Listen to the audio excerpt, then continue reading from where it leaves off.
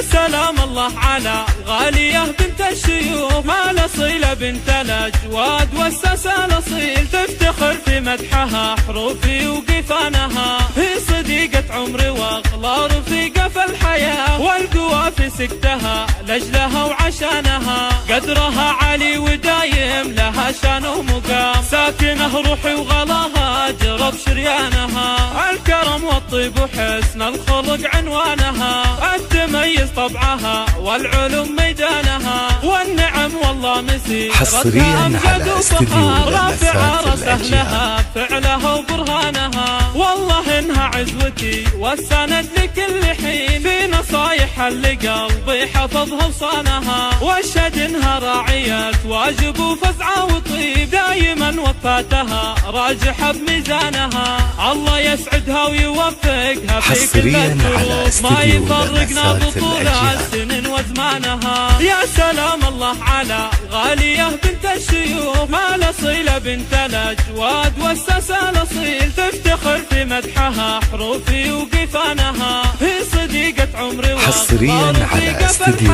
والقوى في سكتها لأجلها وعشانها، قدرها عالي ودايم لها شان ومقام، ساكنه روحي وغلاها جرب شريانها، الكرم والطيب وحسن الخلق عنوانها، التميز طبعها والعلوم ميدانها، والنعم والله مسيرتها حصريا على استديو رافعة راس أهلها فعلها وبرهانها، والله إنها عزوتي والسند لكل حين، في نصايح اللي قلبي حفظها وصانها، واشهد إنها راعية واجب وفزعة وطيب، دايما وفاتها حصريا على استديو الله يسعدها ويوفقها في كل الدروب، ما يفرقنا بطول السنين وزمانها.